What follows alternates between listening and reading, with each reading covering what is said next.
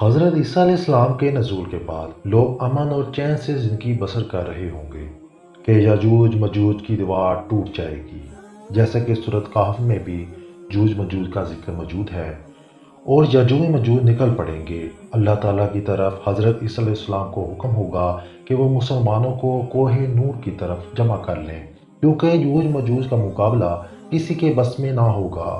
وہ اتنی بڑی تعداد میں اور تیزی سے نکلیں گے کہ یہ بلندی سے پھیلتے ہوئے معلوم ہوں گے، اور وہ شہروں کو رون ڈالیں گے۔ زمین میں جہاں پہنچیں گے تباہی مچاتے جائیں گے، اور جس پانی پر سے گزریں گے اس پانی کو ختم کر دیں گے، یہاں تک کہ ان کی پہلی جماعت جب بحیرہ طبریہ پر گزرے گی تو اس کا پورا پانی ہی پی جائے گی۔ استغفر اللہ۔ اور جب ان کی آخری جماعت وہاں پہنچے گی تو اسے دیکھ کر کہے گی یہاں پانی کا کبھی اثر تھا۔ آخر کار یجوج مجوج کہیں گے اہل زمین پر تو ہم نے غلبہ حاصل کر لیا، چلو آسمان والوں سے جنگ کریں۔ حضرت عیسیٰ علیہ السلام اور ان کے ساتھی ایسی جگہ گھرے ہوئے ہوں گے جہاں غذا کی بھی قلت پیدا ہو جائے گی۔ لوگوں کو ایک بیل کا سر 100 دینار سے بہتر معلوم ہوگا۔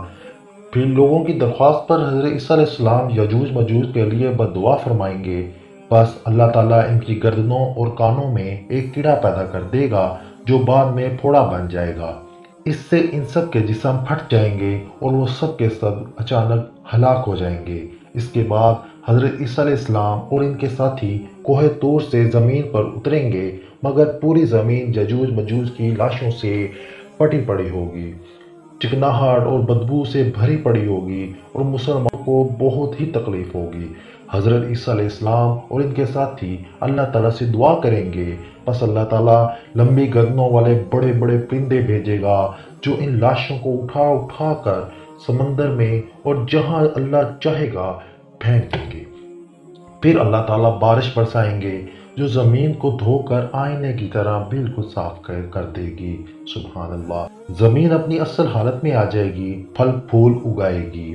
دنیا میں حضرت عیسیٰ علیہ السلام ایک امام عادل اور منصف حاکم کی حیثیت سے نازل ہوں گے۔ اپنی نبوت کا اعلان ہرگز نہیں کریں گے اور نہ یہ کہیں گے کہ اب بھی مجھ پر وحی نازل ہوتی ہے۔ آپ صلی اللہ علیہ وآلہ وسلم کے امتی ہوں گے، ان کی شریعت پر خود بھی عمل کریں گے، نمازوں میں لوگوں کی امامت کریں گے۔ آپ کا نزول اس امت کے آخری دور میں ہوگا۔ دنیا میں نازل ہونے کے بعد آپ 40 سال تک قیام کریں گے۔ اسلام کے ابتدائی دور کے بعد یہ بہترین دور ہوگا۔ آپ کے ساتھیوں کو اللہ تعالیٰ جہنم کی آگ سے محفوظ رکھے گا۔